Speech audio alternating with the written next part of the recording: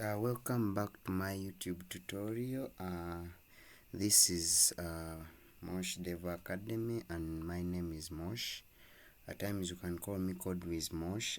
Today what we're going to look at is how do we create a navigation, or how do we create an application with multiple screens and we are able to navigate from one screen to the other. So today, looking at our tutorial, we are still using Flutter as a framework, and given that Flutter helps developers to develop mobile apps using the Dart programming language, so one of the key features of any mobile app is the ability to move between different screens. So today we are going to see how can we create a navigation, or how can we be able to move from one screen to the other using Flutter. So without wasting time, we are going to first create our simple app by navigating at the search, and we search for CMD, which stands for command prompt. Always what we do first is to change directory to desktop by just simply writing cd desktop. Then from there you click on enter and it will take you to the new line. So on the new line, you can all see that we have now navigated to the desktop. So what we need to do next is to write a simple command that can help us create our Flutter application. But before you do that, make sure that you have internet connection, and your internet connection should be a stable one. So for us to have our Flutter application created, we write a simple command which is Flutter. Then we call the create, which is a method. Then we create the app, we give the app name, and since we are creating a navigation app, so we're going to call it navigation. We can call it navigation, but it's not a must that every application can be called navigation. Just to speak to what we are going to develop, that's why I'm naming this application navigation. Then from there you click on enter. So as you're clicking on enter, you're going to give it just like 1 minute. If your internet is stable, it doesn't take long to compile. And as you can see on my dark screen that everything is ready, my application has been successfully created. And you can see from this point, you can just simply still cd to your app name, or you can close this terminal. Then you can look for that application folder on the desktop. Since we named ours navigation, you can see that on the desktop we have this navigation folder which is representing our application, and by double clicking on it, you can see that inside the folder we have got what we call different folders and the files. Now this is the application, and for us to be able to run the application, we want to first open it in the VS Code. So for us to open this in the VS Code, you simply go to search, then you cmd, that is command prompt cmd, then code space dot. So this code, or that line of code we have just executed, we want to be able to open our application in the VS Code. So you can all see that we have opened our application in the VS Code and everything is working properly. So as a developer using Flutter, we always said, or I mentioned in my earlier tutorials, that we have got different folders and then we have the files. But much of our concentration is going to be rendered on the lib folder. You can all see that we have the lib folder which is here. And within the lib folder, by default, when you create a Flutter application, it creates what we call the main.dat. It creates a main.dat, which is our first application file that we always have. So you can see that when you open the main.dat, we have the default codes that are written inside the main.dat, which always creates a counter app when we try to compile. So today we're not going to create a counter app. What we are simply going to create, we are going to create different screens, and we see how we are able to navigate between these screens. But before you can create these several screens that we are going to have, we need to first compile this application so that we are very sure that the application can build. Because as a developer, one step to debug is to always be sure what is causing the problem. For example, if I happen to run my application and it can compile successfully, it means that in case the next attempt it does not compile, I can easily identify that maybe the problem is with my code. But if you don't run this and you try to just simply write code, you might find a scenario where you're going to be forced to take a lot of time looking at what has caused the problem. So therefore, not to waste time, let me first run this. I try to compile by clicking on this run option. I'll start debugging, and by start debugging, of course, it will ask me that which available device would you like to choose. For now, we are going to choose Chrome. I told you in other tutorials I'll be showing you how you can enable the mobile device so that you're able to run your application on a mobile device. Remember, we are developing a mobile app, but as for now, we are going to use some of the available devices that we have. For example, the Chrome. So I will just choose the Chrome, and as it is running in the background, just know that the Chrome we have chosen, it simply can also represent the mobile device, because the way we are going to see it on the Chrome, that's how it will be viewed even on the mobile device. So when you're running your application, always make sure you have internet connection, because as your application is building, it might require some online dependencies for it to be successfully building. Now, for me, I have the internet connection, and for the first time when you're when you're building your application, it might take some time because it is running for the first time. But for the second time, it will be taking few minutes or few seconds to compile, because already the code has been built and it is stored somewhere. So you can see that after giving it time, it has successfully built, and we have our application here, which is a counter app, and it can run, because you can see that as I click on this floating button, I can always increment the figure here. But as I said, this is not what we are covering today. I'm going to simply close this, and I will stop my application from running. Once I stop the application from running, I will now start explaining how we create the multiple screens and we are able to navigate between these different screens. So always, by default, any Flutter application must have what we call the main.dat.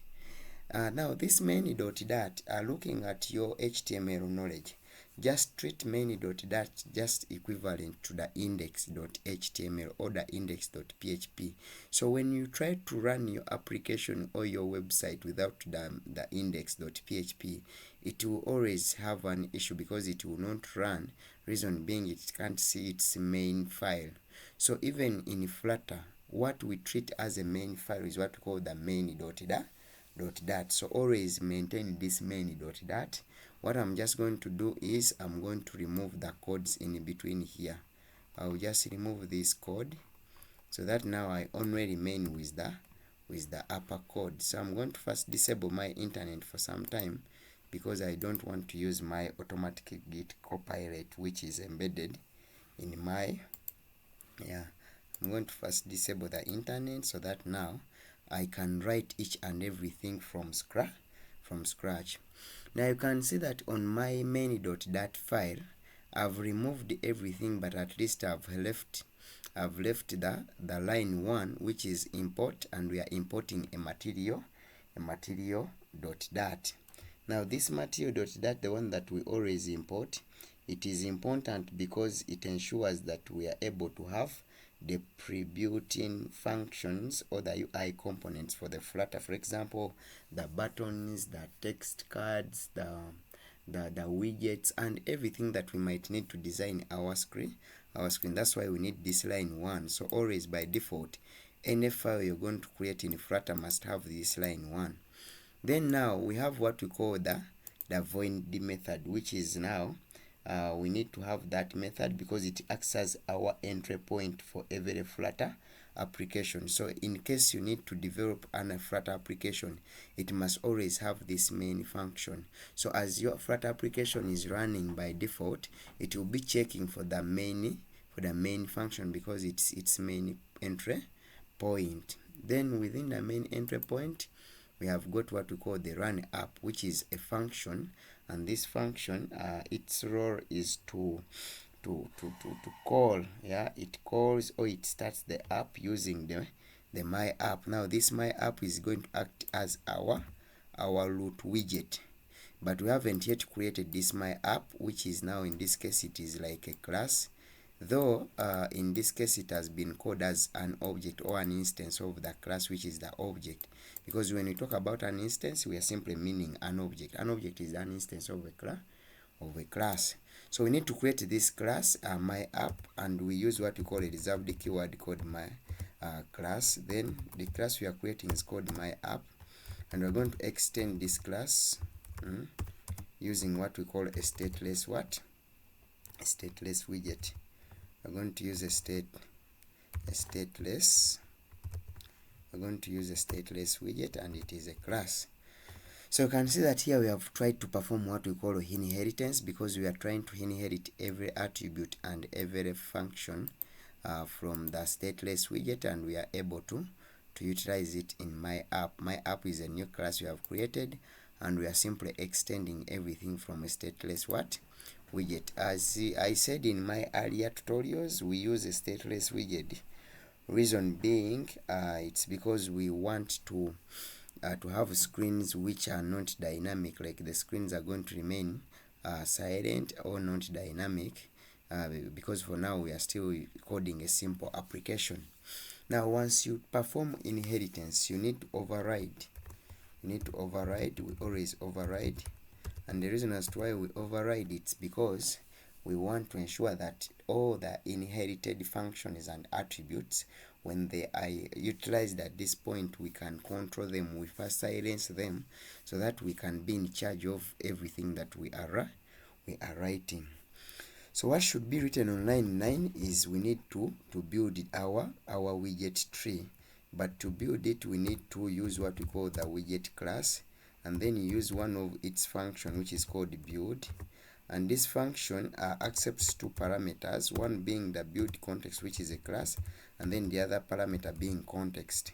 So you can see that line 9, we are trying to call our build function, but it is picked from a widget class. And this function always accepts two parameters, one being the build context, and then the other being the context. Then from there, you're going to return. You need to return. And what are you returning? We always return a material app, which is equivalent to our HTML skeleton. So the material app always acts as like the wrapper. The material app always acts as the wrapper, and now this material app will always ensure that it controls everything that we are going to have. Now inside this material.app, material app, which is a class, but here we are calling it as an object, we are going to pass now different attributes. And the first attribute we might pass is the title. You might want your application to have a title, and maybe this title is going to be maybe navigation. Let us just simply say we are trying to create a navigation app, so we are going to call it navigation. So you're giving it a title. Then from a title, you can also give it a theme. You can give it a theme. Here you're trying to customize. So you can use a theme data, which is a widget tree. You can use a theme data, and then you set the different primary swatch that you're going to use. There is what we call a primary swatch. Of course, I'll explain what a primary swatch is, but for now, you can now use the default color class, which is called color. You can use color. Actually, let us use colors. Then you specify which color you would love to use. So I always choose blue. Then from there, so we are just simply using some attributes, and then I can use the home, whereby I'm going to point to which screen that I want to have as my home, and I'm going to call it my home screen, which is a class, but here it is treated as an object. So you can see what we have written. Let me first explain what we have so far. We are trying to create our my app tree, which is acting as like the first application to compile. So you're going to see that on line 7 we have inherited we have created a class my app and we are inheriting everything from a stateless widget. On line 8 we had to override so that to ensure that everything which is coming from this class does not disrupt our code. Then we have to build, because every screen, for it to be accessed or for it to run, it needs to build. So we need to build, but where do we build from? We use a widget class, which is like equivalent to any class that you might have, and that class has got what we call the attributes and the functions.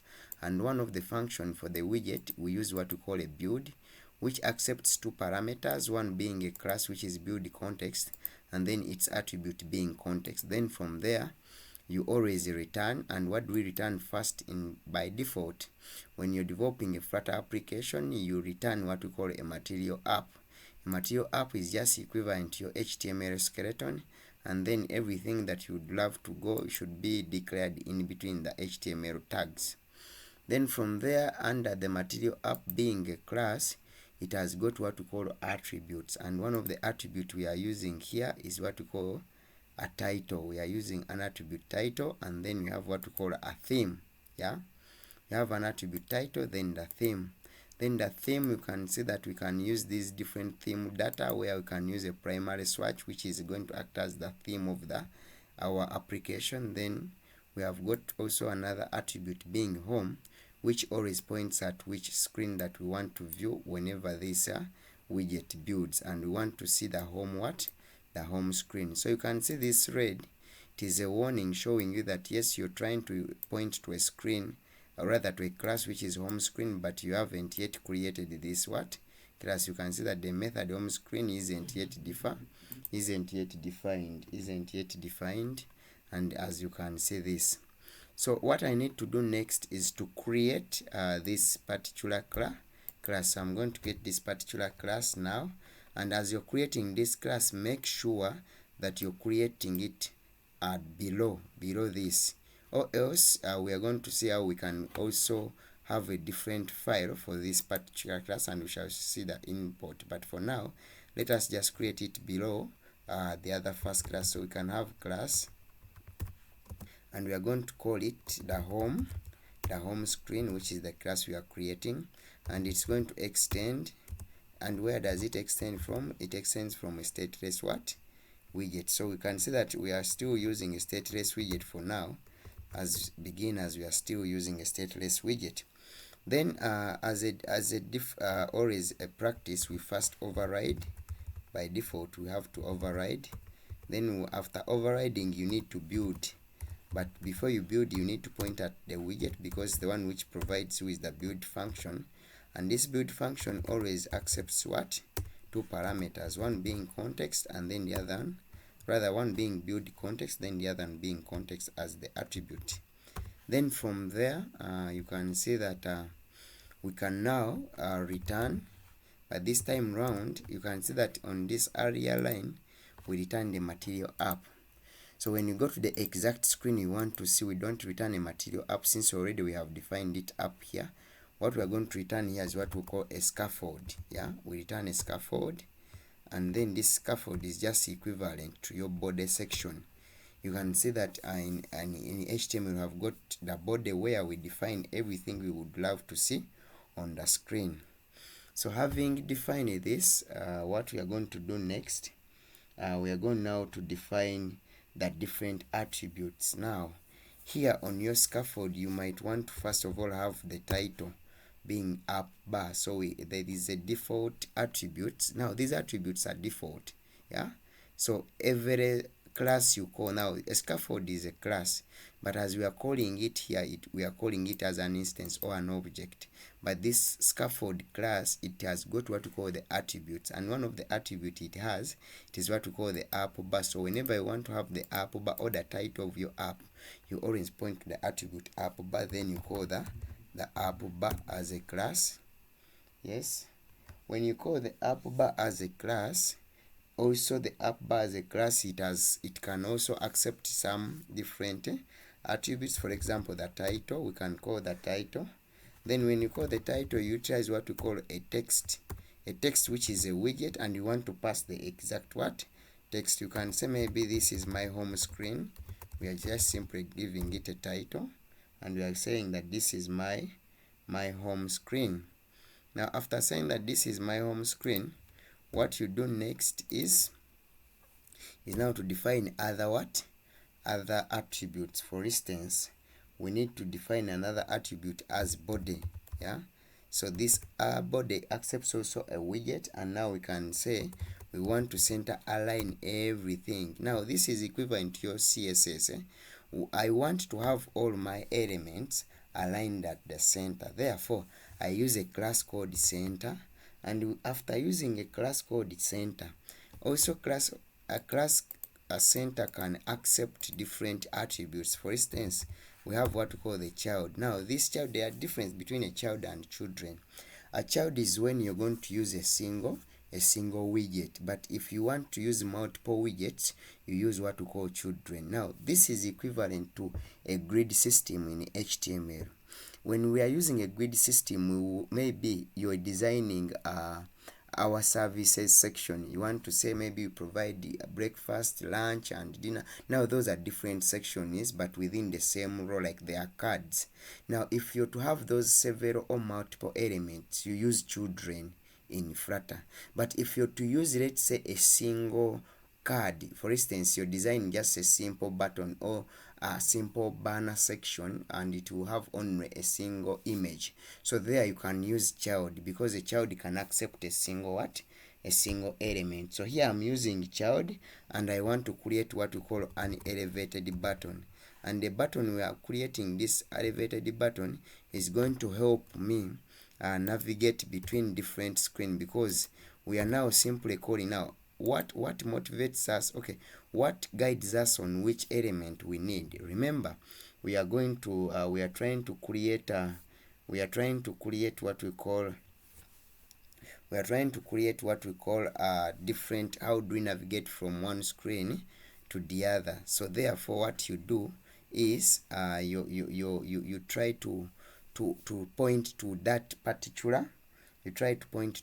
particular element that is going to help you achieve that. For instance, you cannot use a text for you to be able to navigate, but you need a button, because ideally from your HTML knowledge, you know very well that a button is used for an event. So whenever I click on a button, I expect an event. So the same is equivalent to this elevated button that is going to help me navigate between these screens. But once I point to this elevated button, it always has what we call the predefined attributes, and one of them is what we call the onPressed, then the other one is called the child. But I'm going to first explain the onPressed. Let me first remove this red line by removing this. So the onPressed is what we call the default attributes that we call, but this one is equivalent to your href in HTML. Remember, in HTML, if you want to move from one screen to the other, you use what we call the navigation bar, the nav bar, and within the nav bar, what you always define is what we call the nav links. Now those nav links, they are equivalent to this onPressed, that within the nav link there is what we call the href, where you write that particular file that you want to point to. So what you do here is you attach what we call you add those brackets, and then you also add these curly brackets. Now when you add those brackets, where my cursor is pointing here, where the cursor is now what the href, when you say href equals and the other quotes, whatever I'm going to pass in between here is what I want to be able to navigate to, like that particular route that I'm going to point to. So but before I can write here, let me first also go to the child. Remember, now I've created an elevated button, but if I try to run this, I'm not going to see anything on the screen. Reason being, you have created a button, but you have not attached what we call a label. It's like the way you have created your button in HTML. If you don't pass a text in between the opening and the closing tags of each of the button, you will not be able to see that results in the browser. Even the same with the nav links, the nav bars, those are anchor tags. If you don't write a text in between those anchor tags, you can't see that navigation link in the browser. So therefore here, for us, after us creating an elevated button, we need to use what we call a widget, which is a text. Yeah, you use a text widget. Then after using a text widget, you're going to see maybe this is go to second what? To second screen. You're going to say that this is go to second what? Go to second screen. Okay? So when you say go to second screen, what you do next is now you're done with this. Okay, sorry. You're done with this. After there, what you do next is we need now to come back here, because this is where we're going to perform the actual navigating from one screen to the other. But let me first explain this line of code before I can link. Now first, we created a home screen being our first screen, and it is extending from the stateless widget. Then we had to override, because as the stateless widget is being extended, it comes along with its attributes and functions, which we need to first initialize or neutralize. Then from there we had to build, because we need to build that screen using a build function, but that build function comes from the widget, and we use what we call two parameters, one being context and this context.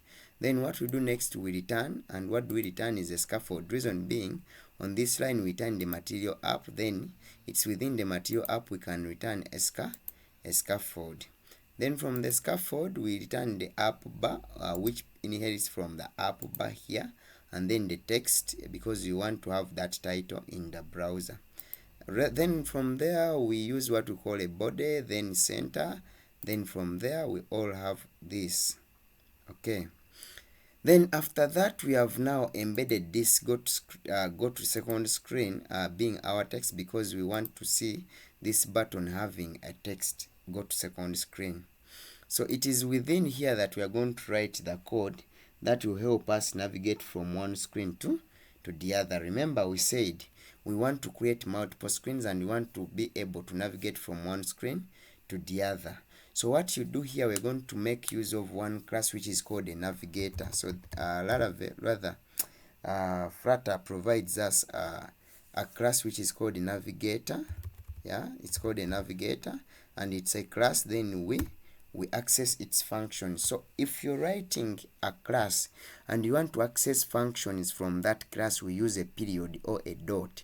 So whenever I say Navigator, which is a class, then a dot represents that now what comes next is a class which is found inside that. So here I'm trying to use a class which is found inside this Navigator, and it's called a push. And now this push is going to inherit what we call two attributes, one being context, yeah, then the other one is a class which is called a material page route. So we're going to use a material page route, which accepts a builder. Okay, a builder, it's because now as we are moving from one screen to the other, we need to build the second screen. It invokes the other build, because each time you want to build something, you have to use what we call a build function from the other widget. So what you do next is you use now this, and then you write the word context in between, and then you use the associative array to point at which screen you want to go to. Maybe let me say I want to go to the home to the dashboard screen. Let me say that. Okay, let me say let this one be home screen. I'm going to interchange. Now this one is going to be my home screen, but I'm going to make change of this. Instead of home screen, let this one be login screen, and then this one is going to be login. So that now our first screen to display is going to be login, and now the second screen to display that once I click on go to home screen, I'll be able to. Now you can see the changes I've made. I've changed that now instead of home screen here, I'm saying let us have login, and also I changed this one to login. Then I came here, I said now I want that when I'm on login, when I click go to home screen, I'm able to go to the home screen, which you're seeing here. But right now this home screen is still making noise, or it is showing you this red line. Reason being, we have not yet created that screen. Oh, we have also to change this one because this is now login. So we can see that now we change that everything here, it is login, and we need to go and create a screen which is called home screen. Now to create a screen, what we are going to do in Flutter, each screen you're seeing there in your mobile application, it is a file. We treat it as a file. So you can see that we have always been using a single file, which is main.dat. But today we want to see how do we create multiple screens and we are able to navigate between. Now this one is forcing us to create a new file because we want to create this screen called home. Therefore, we are going to create a new file in the lib. You right click, then you click on new file, and we are going to name this one home.dat, or you can even say it is home screen.dat. We always maintain this so that we can differentiate between screens and then other data type. We are going to see that we shall, if you're developing a serious application, you might have a number of data files, and each data file might be used for a particular purpose. So for you to differentiate that this is a screen and the other one is a different thing, you can always use home screen, like a screen, as a default word. Then the other thing you should note, as you're creating these different files, make sure you're implementing a snake case, or everything should be in lowercase. Just from what you found there, main, they didn't use capital letters, everything was in lowercase. So it should be the same way you're writing it here. Yeah, yes. Then from here, what you do next here, we want to create our screen. What I'm going to do is simply to import. And what do we import first? Always it's a package, which is Flutter, and then we use a material a material.app, rather a material.dat. Then from there, looking back, if we try to go back to our main.dat, you can see that after importing on our main.dat, what we do next is to have this this void main function. But this only happens, and you should note this one only happens only on the main.dat, and in any Flutter application we should always have what we call a single main entry point, which is this code. So looking at this home screen, we are not going to create the void method, because it's only on the main file that we should have that void the void method. So therefore on this file I shouldn't pick the void method. But what I'm going to do, I'm going to just simply come and I copy this line of code. Yeah, since I've been showing you this, without wasting time, we can now copy this. We are not copying this root the root widget, but we are copying this class, which is login. We copy its code from there up to here, then we can take it to the home screen. We are just going to make some edits. Now since this is not login, this is home, I'm going to change this one from login to home. Even this one, I'm going to change now this. Actually, let me first remove this navigation and I first leave it empty. Yeah, then this one is going to be go to login. Now I want it to go back and go. Okay, actually let me say go back to show you that we are going backwards. So this is go back, and I've removed whatever was here so that I can leave now this one as the way it is. Now this is home screen, and I have to update this one that this is home screen. Okay, then from this, now when I take you back to this code, you can see that what we did first was to create this root the root class, which is this, and we imported our material app.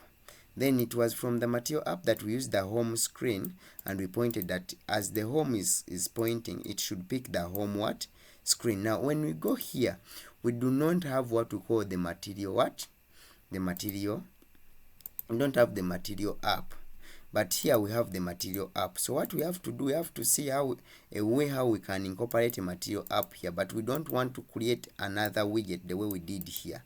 So what we can do probably is you can simply just highlight the scaffold where it starts from and where it ends from. So I think it ends from here, and good enough, you can see that with your VS Code it highlights that if you're pointing at the scaffold class, this is where it stops. So I can simply just cut this Yeah, I cut this and I remain with that. So I will first return, but what I return is a material what? So I will need to first point at the material app, which is this. Now it is inside the material app that I'm going to use the scaffold, but here in my now point, I need to point at the home, then I paste. What I've done simply is, if I take you back to the code that we have here, I'm simply saying that now instead of having material up here and then I point to the home, this home which is a what? An attribute, and I point at the login screen, I am just simply having this and then I am bringing it here. So that's why you're seeing that this one is the way you're seeing it here. Yeah, just like this. As we have it here. Yeah, as we have it here, this is what we have. Sorry, this is what we have. What we have done is we have just simply first picked a material up. Now we use the one of its attribute, and the attribute we are using is what we call, now we can push also this one a little bit inside so that you can note the difference. So you can see that now this is the attribute called what? Home, and we use what we call a scaffold. Yeah, we use what we call a scaffold. Sorry, we use what we call a scaffold.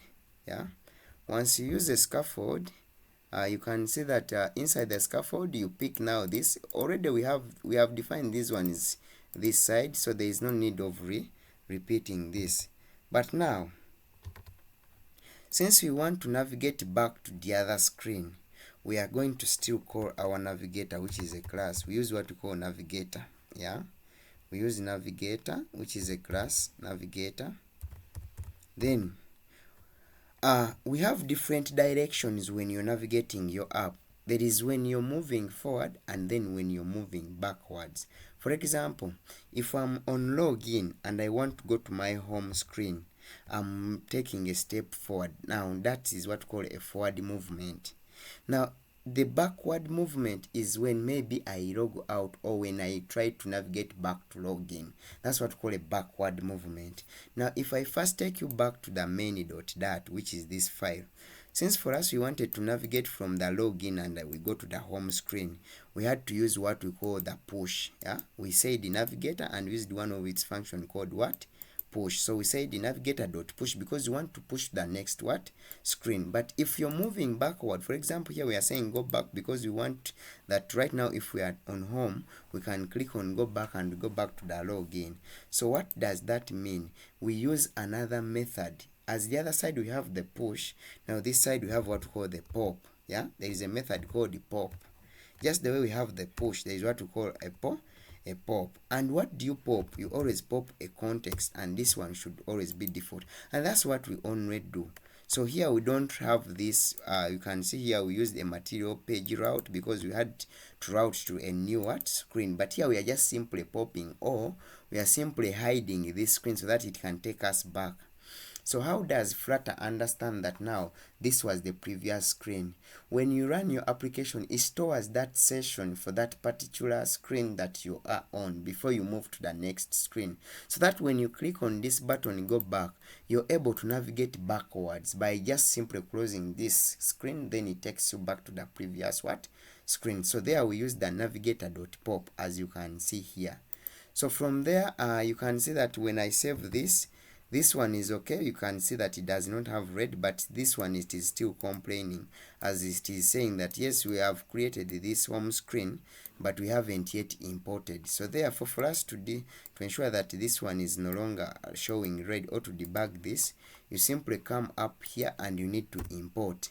We make an import statement because you want to ensure that we can have access to this file and this code, and to have access to everything here, we perform an import by simply just saying import. And what are we importing is the home what? Home screen.dat. You can see that as soon as I import this line, we can see that we no longer see red. Reason being, it can now have access to this home screen, which is a class, and you can see that everything is okay. So what we are left with is now to run and see whether if each and everything is working. So for us, before we can run, make sure now I have to connect back the internet because I disabled it. I need to connect it back because as the application is compiling, I'll need some internet. So I've enabled my internet, and now I want to run. I want to check and see whether my application is successfully building and we are able to run. So we can give it some time. Yeah, we are giving it some time, and it's going to run. Yeah, it's going to run. So it is running. We can just give it time. It is running. It is running. So we give it time as it's running, and after successfully running, it's going to compile. As you see now, it is compiling. It is building to see that everything is okay. And if really you prayed, you're going to see that everything is going to run, and you're going to have a successful story that you managed to create your first what? You can see now we have this login screen here. Yeah, login screen as our first screen, and there is this button, go to what? To the home screen. So you can click on this button to see that whether you can go to, you can see that once I click on it, I'm able to go to my what? To my home screen. Now I can click on go back, and then I can simply navigate back and forth. You can see that we have achieved what we have been wanting to achieve. For example, we had said we want to be able to create a multiple screen application, and we are able to perform navigation between these several or different screens. So what we have done, this is it. So taking you back to summarize what we have done. One, we needed first of all to create the main.dat, which comes by default. But what we did was to remove the default code, and then we had to write our own code. We created a root widget, which is this. We created a screen, which is the login screen, and it's going to be our first screen to be loaded or to be launched. We have now used a navigator class because there is this elevated button which is going to accept the click events, and as I'm clicking on them, we have these different functions like the onPressed. They're acting as attributes, but treat them as functions which are utilized by the buttons to perform these click events. So you can either use the onTap or the onPressed. And now this onPressed, I said that it is equivalent to your href. Like once you click on the href, it always takes you to that particular what? That particular page that you want to browse to. Then from there we use the navigator, which is a class, and we are using one of its function called push. And within the function push, we pass what we call attributes like a context. Then we pass also another attribute. In this case, it's like a parameter, and it's called what? A material page route, which creates a routing system for our Flutter application, so that we are able to navigate between these several and different screens. Then from there we have the builder, because as we are navigating to the new screen, that new screen has to build. Yeah, that new screen has to build. That's why you use the builder. So as it builds, it adds a new navigation stack to the current screen, and we are able to move to the next what? To the next screen by simply clicking with this button, go to the screen. Now once it goes to the screen, we had to create a new screen, and as we are creating a screen, we create them as .dat files. So you create a .dat file, and you have to first make an import. Once you make an import, you must come here and you define a class.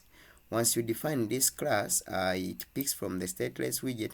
We almost repeat the same steps, but what is special about this screen is here we are trying to navigate backwards, because I want to go to the new screen, which is the home, and I'm able to click on go back, and I can move to the back screen. So what we have done here is the navigator, we do not use the push, because the push is used when you're moving forward, but here we are moving backward. We use what we call the pop, which picks the context, and everything has to be working. So you can see that we have successfully created our Flutter application with the two screens. We have used the Navigator.push to push between two screens. We have used the Navigator.pop to return to the previous screen. So you can see that now this is a good foundation for you to create navigation in Flutter. So for more advanced navigation, we can use some named routes, or we can use the state management tools like the providers, which we shall see in my upcoming tutorials. So as for today, this is what we are meant to cover, and yes, everything has been okay. Let us see each other in the upcoming video. Yes, thank you so much.